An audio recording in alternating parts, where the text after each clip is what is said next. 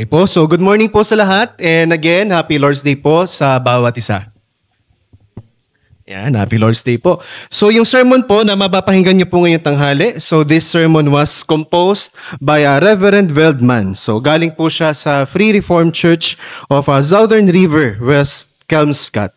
So ito naman pong sermon is originally preached way back February 2001. And maraming salamat sa Diyos for using Reverend Veldman to proclaim His word.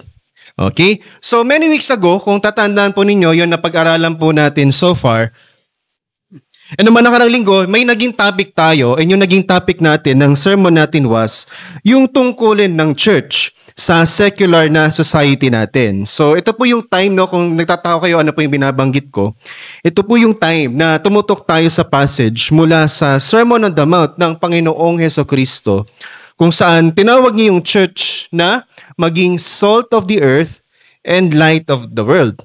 So I think it was delivered by Elder Justin, no, yung about sa topic na yon. And dito sa sermon na yon, tungkol yun sa function na meron ng church na alin, na maging salt and light kahit sa gitna ng corrupt society. Kung titingnan natin, kung isipin natin, yun po ay high calling for us.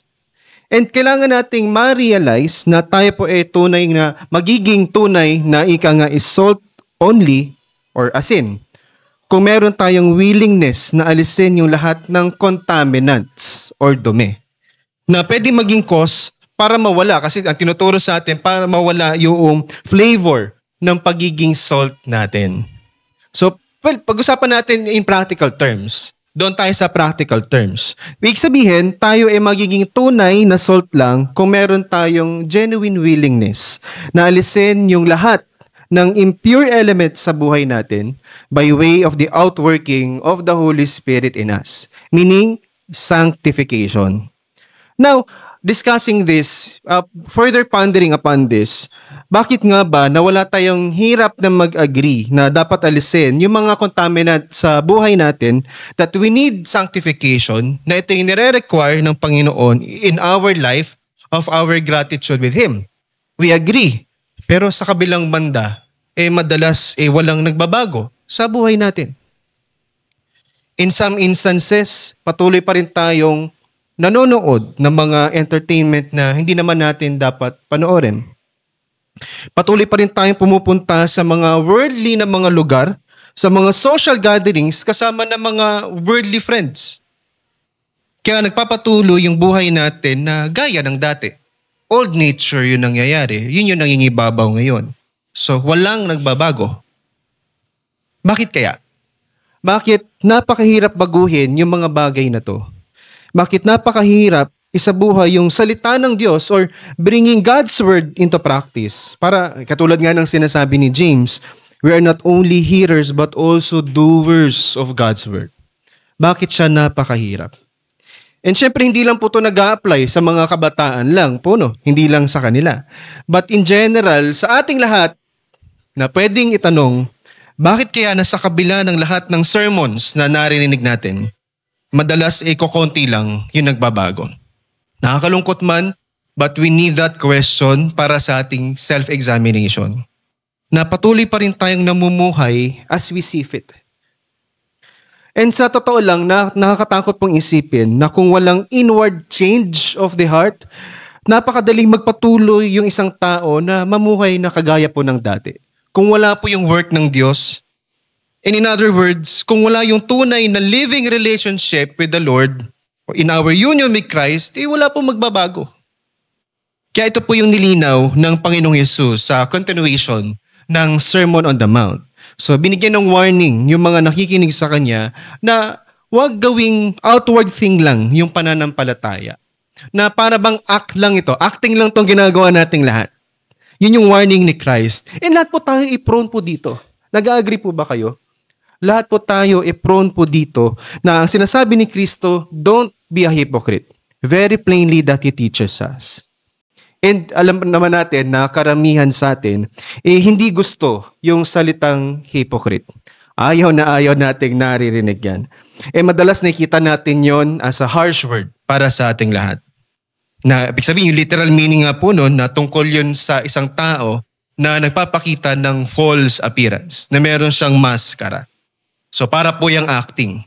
Para tayo nasa K-drama yan. Yun talaga yung example eh. Para tayo nag-acting yan. Pero ganyan din naman yung kung paano ina-act ng mga tao, yung pananampalataya nila. So ang ginagawa lang is just trying to attract attention.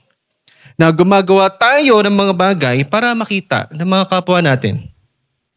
Pero mga kapatid, paalala lang ulit, what matters is not what people think about us, but how God sees us.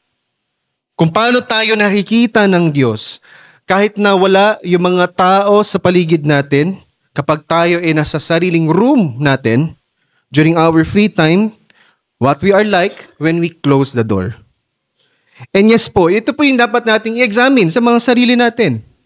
Kapag nag-iisa tayo, kapag wala ng ibang tao sa paligid natin, and doon po makikita kung yung pananampalataya ba natin ay palabas lang, or kung tayo nga ba ay genuine believers.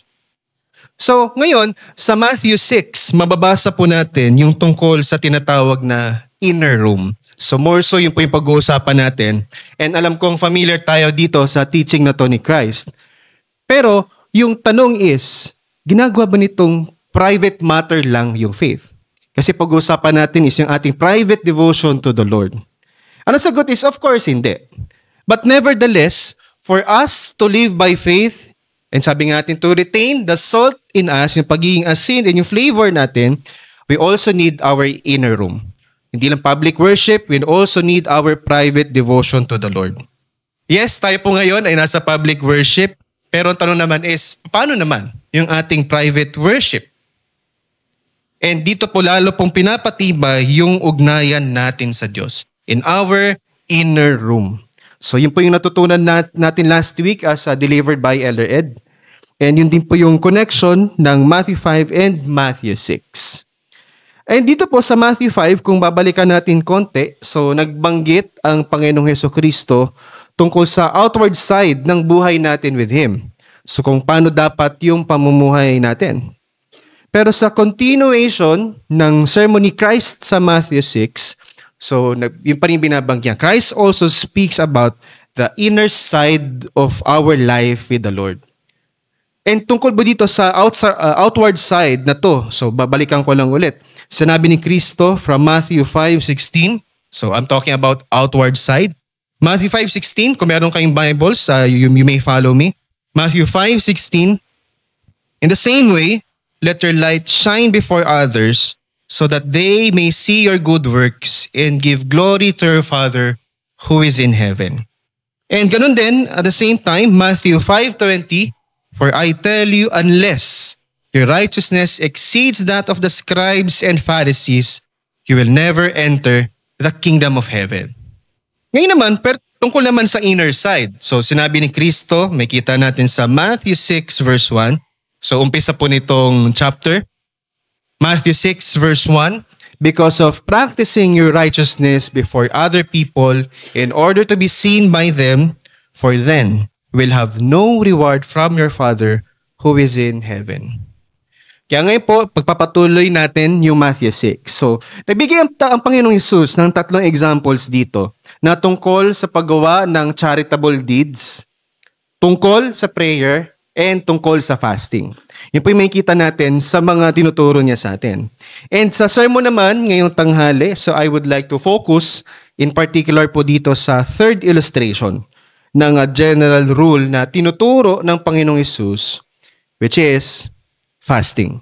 Yun po yung ating topic po ngayon. And yes po, intro pa lang po yun. But now, I preach to you God's Word. So under the following heading, and ito po yung ating title, Christ's Word about fasting points us to our personal relation with God. So kaya may kita po natin na kapag tayo po ay nagfa-fasting, so dapat nating itong gawin. Ito yung paalala sa atin. With the whole thought po itong number 1 and number 2. Number 1, not to receive a reward from men. Number 2, but to strengthen our bond with God. Okay, buuin ko yung sentence. Not to receive a reward from men, but to strengthen our bond or communion with God. Okay po, so bago po natin pag-usapan, let us all pray. Tayo po ay manalangin. Our Father in heaven, we ask for the light of your Spirit, that you illuminate us, grant us clarity to the preaching, that your servant here may faithfully proclaim Christ and Him crucified with the power of your truth. So grant clarity also to our hearing, that our minds may be renewed, our hearts and our wills inclined to obedience to you. And we pray, O Lord, that the scriptures will inform our thoughts, our lives, and lead us nearer to Christ, who is our wisdom and righteousness. So we pray, O Lord, that you speak, for your servants are listening. In Jesus' name, Amen. Okay po, I hope malinaw din po yung audio, no? Sige po, simulan po natin. So nabanggit ko kanina yung tatlong illustrations na binigay ng Panginoong Hesukristo sa Matthew 6. Kung titingnan natin, yun po ay closely connected. Hindi lang po dito sa chapter na to, hindi lang talking about Matthew 6, but more so in general, no? Namikita natin sa scripture yung giving to the needy, prayer, and fasting, na madalas yun po ay binabanggit na magkasama. So, meron po tayong example. Punta po tayo sa Acts chapter 10. Dito sa Acts chapter 10 na kwento is tungkol sa isang Roman centurion na si Cornelius na dinalaw ni Apostle Peter. And about dito kay Cornelius, mababasa natin that he is, Acts 10 verse 2, a devout man who feared God with all his household, gave alms generously to the people, and prayed continually with God. And sa example na to, may kita natin na related yung giving to the needy and prayer. Another example, sa Acts 13 naman, yung fasting and prayer connected din or linked sa isa't isa. Kaya nung sinend out sina Paul and Barnabas para maging missionaries, so mababasa natin yung tungkol sa congregation sa Antioch. To be specific, Acts 13 verse 3, then after fasting and praying, they laid their hands on them and sent them off. Okay? So ito po yung mga example. And now, para sa good understanding natin ng text, so yung close link or connection of giving alms, prayer, and fasting, yun po hindi natin dapat i-overlook. May kita natin yung connection. And tungkol po sa tatlong to, no doubt, prayer is the most important. We can say pa nga na yung giving and fasting, yun pa nga po sumusuporta pagdating sa prayer. Yun po ay aid para tayo po ay makapanalangin sincerely as we see the needs of others and our need. Okay? So let me explain further. Ito po muna. Una sa lahat, and this is the truth, praying is not an easy task. Napakahirap ng prayer. Hindi yung madaling gawin. Di ba nga kapag wala na tayo, halimbawa may kumausap sa atin, and then kapag wala na tayong ibang magagawa, for example, kapag may sad situation yung kapatid natin, madalas sinasabi natin na kahit papano, bro or sister, I will pray for you.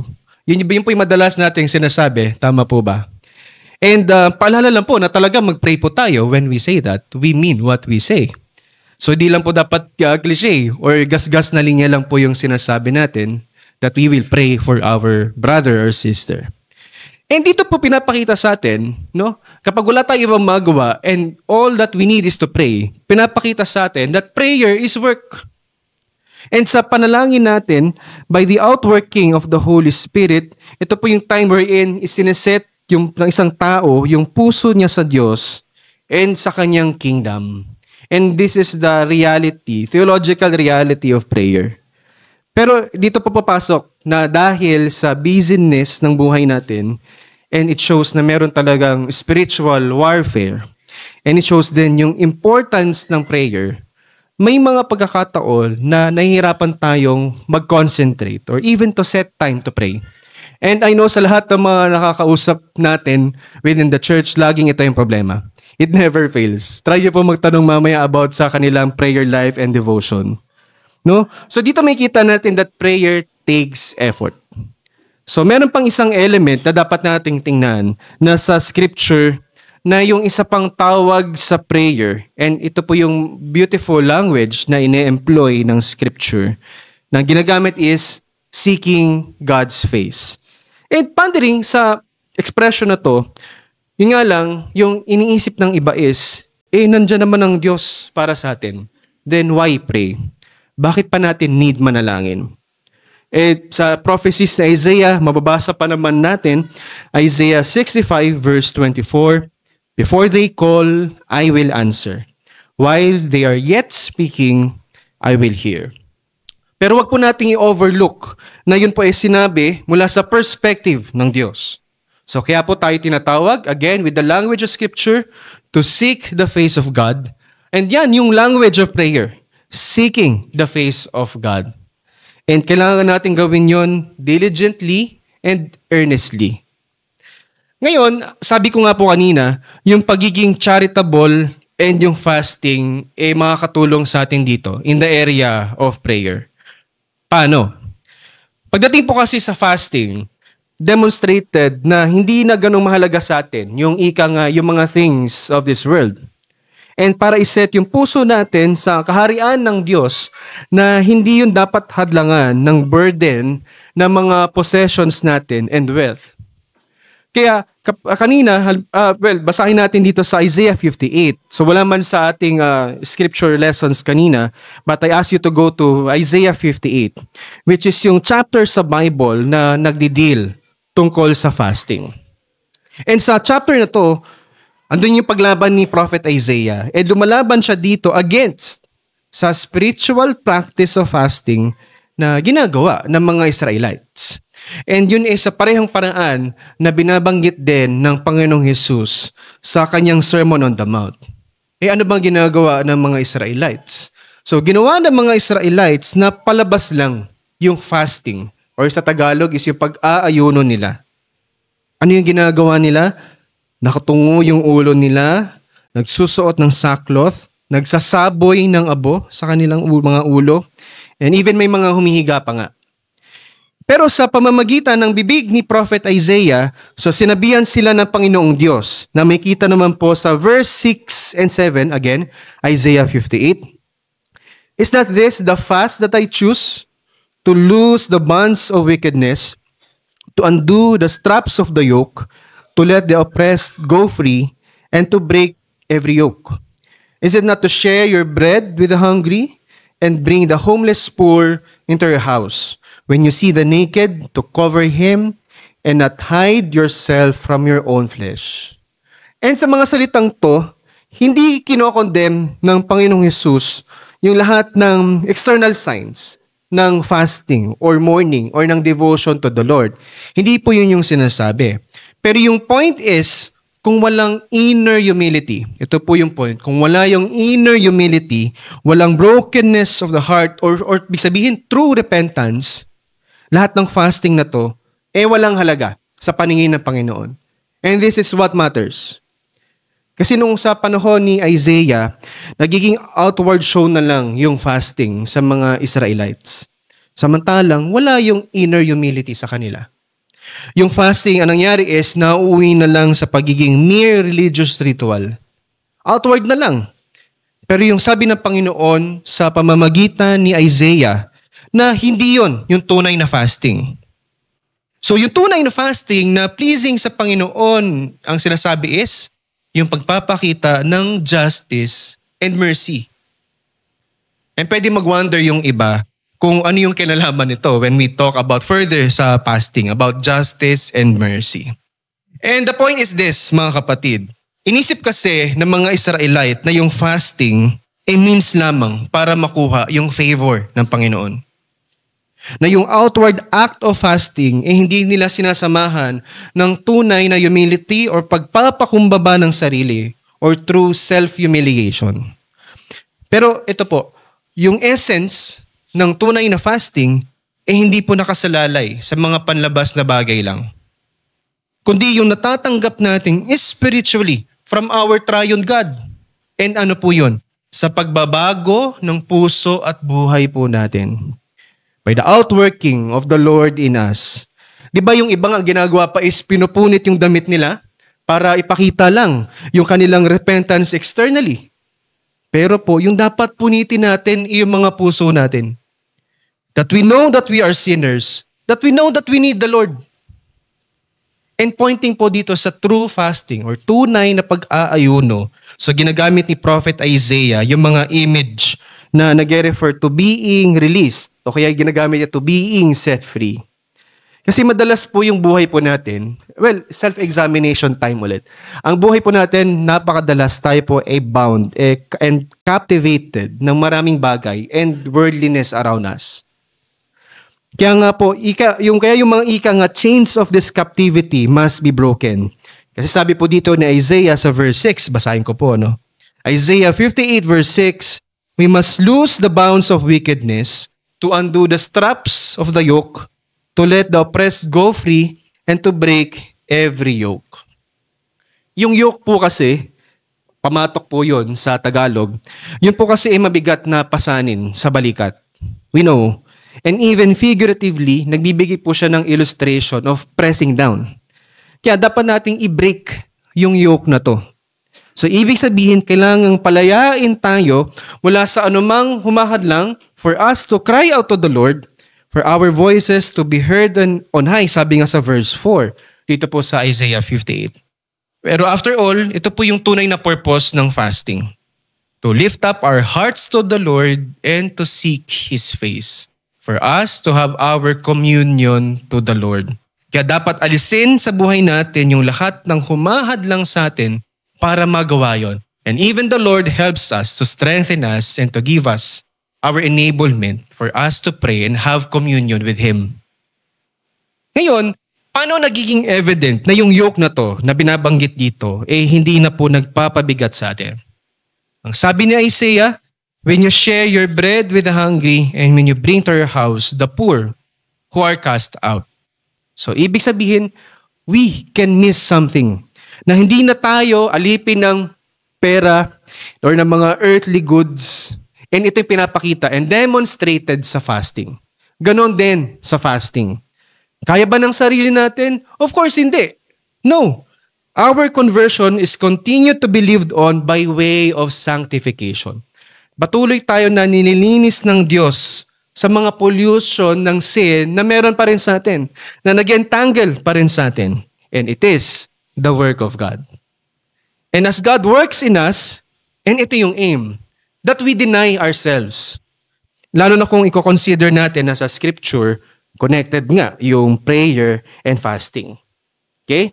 Ngayon balik po tayo sa main text natin and may kita natin na tinuro mismo ng Panginoong Yesus yung exactly the same. So i-emphasize din niya na yung fasting should never be the goal in itself, kundi dapat na i-direct tayo patungo sa Panginoon.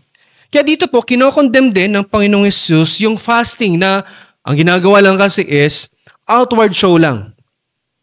And pinapakita dito na ito ginagawa kasi ng mga hypocrite na nagka-fasting lang sila para ipakita sa mga tao kung gaano ka-profound yung sense nila tungkol sa kasalanan nila. Ginagawa lang nila to outwardly para masabi ng mga tao na ito yung kanilang nasa-sense. And dahil dito, yung ginagawa nila, disfigured yung faces nila. Imagine, ginagawa nilang disgusting yung sarili nila by not washing themselves. Yung ginagawa nila, sprinkling themselves with ashes or abo. So ginagawa lang nila yon na palabas. And yung ganitong fasting, yung kinokondemn ng Panginoong Jesus. And hindi tayo nagfa-fasting, hindi tayo dapat mag-fasting. Yes, we do it in secret. Or sabihin na natin, hindi lang fasting, kahit ano pang spiritual discipline natin, committee involvement natin dito sa church, and kahit kami na nasa ministry. We should not do this para ma-reward ng mga tao. At instead, yung tunay na fasting ay nakatuon sa strengthening ng ating communion sa Diyos. And yun po yung aim ng fasting. And dito naman po tayo dinadala sa ating second point. So, dito naman, so far kasi nakafocus tayo sa Isaiah 58, which is an Old Testament passage about fasting. Pwedeng itanong ng iba, no, kung sa New Testament era, hindi na ba dapat i-abolish yung fasting? Hindi ba totoo na katulad ng, halimbawa, kino-confess natin, if you're aware, sa Article 25 ng Belgic Confession, na yung mga custom ng Old Testament, hindi na, isa po yun sa mga ceremony na natapos sa pagdating ng Panginoong Hesukristo. Yan po yung mga valid question. Pero kahit po na ganun, kung titinang mabuti yung text natin, so malinaw na hindi kinokondemn ng Panginoong Jesus yung custom ng fasting altogether. But yung kinokondemn ng Panginoon is yung maling paraan na ginagawa ng mga hypocrite. Again, sabi ni Kristo, balikan natin yung passage natin na nasa scripture lessons. Sa verses 17 and 18, sabi ni Kristo, "But when you fast, anoint your head and wash your face, that your fasting may not be seen by others, but by your Father who is in secret, and your Father who sees in secret will reward you." So ito mga to, kung titignan natin, ito yung kabaliktaran ng mga ginagawa ng mga hypocrite. Yung sinasabi ni Kristo dito is, hindi mo kailangang ipakita sa mga tao sa paligid mo na ikaw ay nagpa-fasting, na ganito ka-devout. And after all, yung fasting na dapat gawin in secret, hindi dapat nakatuon sa kanila. Kundi, kanino? Sa Diyos lamang. And this brings us to the main question na gusto ko rin pong i-discuss ngayong hapon. And I think hindi ito madalas na pag-uusapan din, no? In our discussions, when it comes to Reformed theology. Kailangan pa ba yung fasting? And bakit natin itong gawin? If yes, bakit natin to dapat gawin? And now, sa pagsagot po sa tanong na to, so gusto ko pong i-emphasize again, nasa scripture, and I've said this many times ngayon, na magkasama yung fasting and prayer. And sa panahon po kasi natin, kapag pinag-uusapan yung fasting, madalas po yun, ano bang ginagawa? Voluntary reduction of consumption lang. Para, for example, para sa environment, nagka-fasting ako kasi meron kaming hunger strike. Para sa environment, ginagawa lang na diet plan. So, pero yung fasting po kasi hindi calorie deficit Pero wala po yung kinalaman doon sa scriptural notion of fasting. Ano po, Elder? Ano yung scriptural notion of fasting?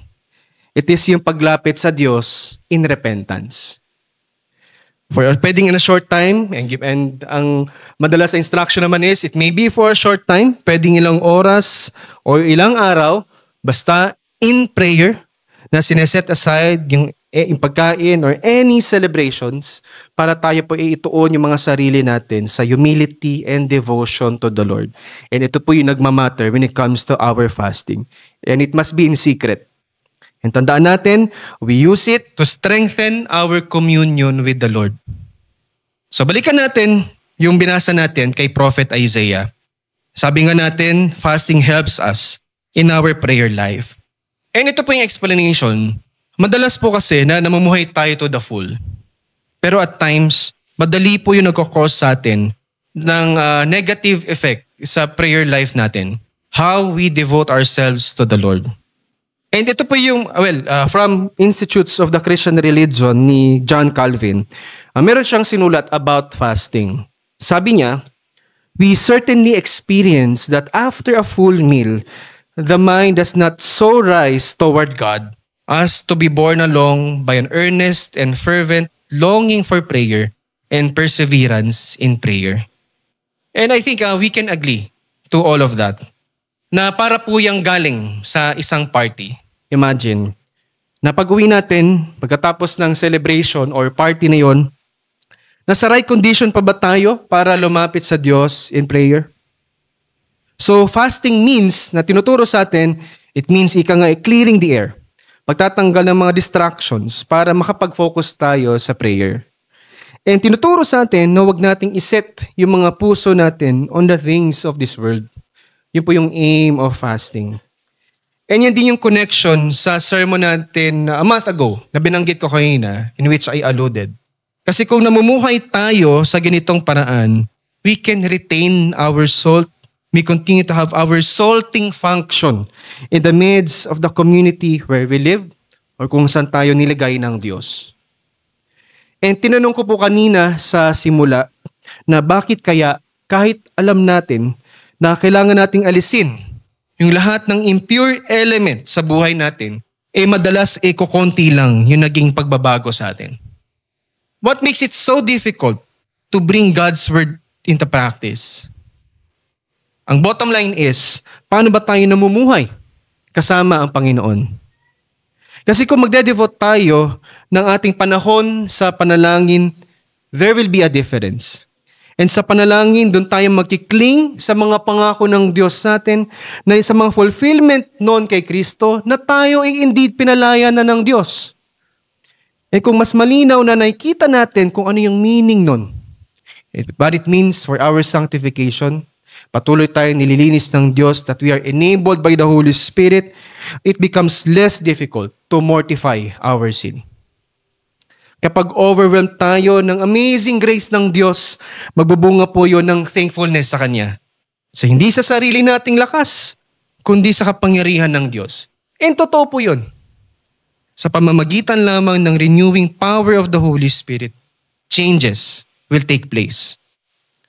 Ngayon, sa Sermon on the Mount, so nilalagay ng Panginoong Jesucristo sa harapan natin yung law of the kingdom of God. And habang in-explain niya to, in-expound niya, so in-explain niya din sa atin yung law in its full depth. So explicitly niya na tinututulan yung merely outward obedience sa mga kautusan ng Diyos. So sabi ni Kristo, balik tayo sa Matthew 5:27-28, "You have heard that it was said, you shall not commit adultery. But I say to you that everyone who looks at a woman with lustful intent has already committed adultery with her in his heart." And ganun din na may kita natin sa Matthew 5:43-45. "So you have heard that it was said, you shall love your neighbor and hate your enemy. But I say to you, love your enemies and pray for those who persecute you, so that you may be sons of your Father who is in heaven. For He makes His sun rise on the evil and on the good, and sends rain on the just and on the unjust." And hindi na po nakapagtataka na matapos pong i-explain ng Panginoong Hesus yung mga utos ng Diyos with great seriousness, pumunta po siya agad sa tungkol dito sa prayer and expounding it. And in fact, namikita rin po itong ganitong pattern sa confessions natin. So for example, sa Heidelberg Catechism, na matapos i-discuss yung 10 Commandments, alam ko na dito na rin po tayo sa Vesper, so pumunta po siya doon sa prayer. Pumunta din yung Catechism sa prayer. Bakit? The point is, mga kapatid, na yung outward obedience natin ay nangangailangan ng inner motive. Again, yung outward obedience natin ay kailangan i-strengthen ng close relation and communion natin to the Lord. And after all, kahit sa 10 Commandments, yung outward acts, it imply our inner attitudes. Na madalas po ina-address ng mga commandments, yes, nandun yung external actions, tama yon, but nire-require din yung inward purity of the heart. And for true believers, salamat sa Diyos, that our nature is changed. And from death to life, na merong radical transformation of our nature. But still, kapag binasa natin yung Matthew 5, we could easily say na napakahirap nito . Sino yung makakatupad ng mga commandment ng Diyos na to strictly? And yes, we can all agree na ganito nga tayo dapat mamuhay. Pero nakikita natin na napakahirap, slow yung change, or we can see the changes. Hindi pa't ganun yung kadalasan na nangyayari sa atin. And mga kapatid, instead of tanggapin yung ganitong attitude of cowardice, because Christ has bought us by His blood, hindi ba't mas nararapat na manalangin tayo and humingi sa Diyos ng tulong para magawa natin yung mga necessary changes in our life? But these changes are possible because of the work of God in us. And yes, yung pagsunod sa mga commandment ng Diyos nagre-require ng devoted prayer life. Pwede po kasing dumaan tayo mga Kristiyano, yes, tayo po lahat, sa mga panahon na parang walang nagbabago. Pero paalala lang po ulit, in our union with Christ and the blessedness of it, kung tayo ay kay Kristo, ang Diyos ay patuloy na gumagawa, kahit po na invisible in our perspective. Yung mahalaga is hindi yung bilis ng transformation, kundi yung katiyakan that God's grace will not fail to complete what He has begun. And that brings hope and comfort for us. Kaya po sa fervency ng prayer, and ito po yung essence ng fasting, na may mga times na isasantabi yung pagkain for us to direct ourselves in prayer. Alam ko, nabanggit ko na rin kanina. And sa ganung paraan, we hunger and thirst for righteousness. And we ask the Lord, Lord, help me to break with this sin.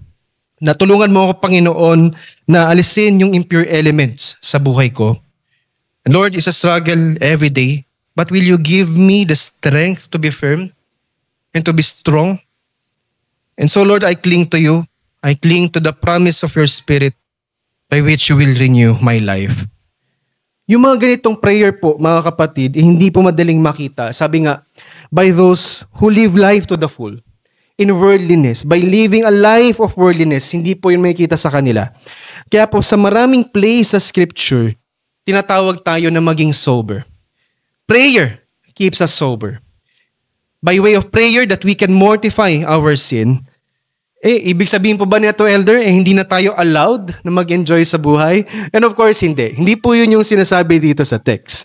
Kasi for example, sa first epistle or letter ni Paul kay Timothy, so sinulat po niya, 1 Timothy 4:4-5, for everything created by God is good, and nothing is to be rejected if it is received with thanksgiving, for it is made holy by the word of God and prayer. So sa mga words na to, nire-reject ni Paul yung mga heresy ng mga nagtuturo na bawal yung marriage. Naku po, hindi papayag yung mga single men po dito sa ZCRC. And yung mga nagpipreach, na meron mga nagpipreach na dapat mag-abstain yung mga tao sa pagkain. Naku, mas lalong hindi papayag ang mga single men ng ZCRC. Pero kung kino-consider ng mga heretics na to na masama yung mga material world, and the Word of God says the opposite. Kaya dapat daw mag-abstain tayo sa mga believer as much as possible with this material world. And nireject ni Paul yung heresy na to. And ina-affirm niya yung essential goodness of the creation of God. Kaya sure na hindi pinagbabawal ng Scripture na mag-enjoy sa buhay. Kabaligtaran pa nga. Kaya mamayang lunch, please kumain po kayo. Alam kong kahit fasting po yung ating topic, please mag-lunch po kayo. Pero dito, sinabi rin ni Paul na allowed tayo, no? Again, na mag-enjoy ng mga good things in creation as long as hindi yun humahadlang sa ating prayer, sa ating devotion to the Lord. And yun din po yung tinuturo ng Panginoong Hesukristo sa text. Nung nilink niya po yung fasting dito sa prayer. So, again, the aim of fasting is to strengthen our communion with God. Fasting is meant to humble ourselves before God. And sa paraan po na to, nagiging gawain ito na kahit hanggang ngayon, hindi po natin dapat i-set aside. And at certain times, so good to restrain ourselves so that our life with the Lord may flourish by it. And ngayon naman, kasi yung fasting, lalo na personally po, no, ako, coming from evangelical church, yun po kasi is activity or custom, no, na madalas po ina-abuse ng mga churches ngayon. Pero matapos nating marinig yung salita ng Diyos ngayong tanghali, I think nararapat lang po na pag-isipan natin ulit. And after all, hindi pat magiging wonderful and beneficial for us na kung informed tayo ng Scripture about this, lalo pang ma-strengthen yung communion natin sa Diyos. So in general, tinuturo sa atin ng text, yung Christian sobriety, yung pagiging maingat natin. And sa lahat po ito ng aspeto ng buhay. And yung bottom line is this, how do we live with the Lord? Noong mga nakaraang weeks, so natutunan natin na tayo po ay salt or asin. Pero mga kapatid, to remain salt is only possible when our hearts are devoted to the Lord. And mangyari lang to if we make sure that the things of this world do not come between us and the Lord. And sa paraan po na to, in this way, nananatili tayong namumuhay within our Christian bounds. Again, hindi ibig sabihin nito na wala na tayong enjoyment na natitira sa buhay na to. Pwede tayong magkaroon ng celebration natin once in a while. But still, tayo po ay nagpapasalamat sa Diyos para sa mga gifts o mga pinagkaloob niya sa atin. And how much more every Lord's Day? And drawing mula sa ating text, nagsalita si Kristo tungkol sa custom of fasting na yun po ay means to humble ourselves before God. And dito maliwanag na pinapakita sa atin na mahalaga rin sa Diyos yung disposition natin in our inner room, meaning in our private devotion before God. in our humility, and minsan even in physical means, na tayo po'y lumuluhod, we bow before Him. Pwede rin po yun. So nakita ng Diyos maging yung mga preparations sa ating mga prayer. Yes, no one sees this. No one must see this. Pero sabi nga sa Matthew 6 verse 6, and your Father who sees in secret will reward you. Kaya po, mga kapatid dito sa Zion Covenant Reformed Church, so yung topic ng sermon po natin ngayon is yung outward obedience natin dito sa kautusan ng Diyos, na yun ay dapat kasama ng inner motive, ng ating inward attitude of the heart, and God looks at the heart. And again, we pray that we take the lesson of this sermon to heart, sa awa ng Diyos, and work with it so that our life with the Lord may flourish. And we make sure that we live life in such a way that our prayers are not hindered by and ito yung again warning, by our worldliness. Only by prayer, we receive the strength to remove these impure elements in our life para maalis yung mga contaminants. Meaning po na yung mga sin na pwede magpawala ng flavor ng pagiging asin natin. Yes, tanging sa prayer lang kung saan tayo ay nabubuhay na malapit sa Panginoon. And doon nagkakaroon ng changes. Again, hindi sa sariling lakas natin, kundi sa kapangyarihan na nagmumula sa Diyos. So in prayer, tumitingin tayo and humihingi sa Diyos ng lakas na kailangan natin para talikuran yung kasalanan and mamuhay pleasing Him. Okay? So mga kapatid, naway ipagkaloob ng Diyos na sa ganito pong paraan, tunay nga pong maganap yung mga bagbabago sa atin, hindi para sa sarili natin or the praises of others, but para sa kaluwalhatian ng Diyos at para rin sa instruction or edification ng Kanyang iglesia. Okay po? Amen. Let us all pray. Tayo po ay manalangin as we close. Our merciful Father, you have reminded us that true fasting and devotion are not for the eyes of men. You have reminded us again and again, and not for the praise of this world, but for your glory alone. Yet we confess, O Lord, how often our hearts are prone to hypocrisy. We seek the approval of others. We have our hidden pride in our outward piety, and we have neglected the communion without you, and that you are our life. Forgive us, O Lord, for these sins in our hearts. So wash us in the blood of Christ, and He is the one who fasted perfectly in our place. He endured the wilderness and the temptations, and He obeyed where we have failed. And by your Spirit, free us from the love of self and worldly recognition, and lead us to sincere devotion, where prayer, fasting, and our spiritual disciplines draw us nearer to you. Grant us, O Lord, that our lives may be hidden with Christ in you, that as you bear fruit in us that is pleasing in your sight, and may our joy be found not in the fleeting applause of men, but in the eternal reward of communion, fellowship with you, our Father. We ask this through Jesus Christ our Lord. Amen.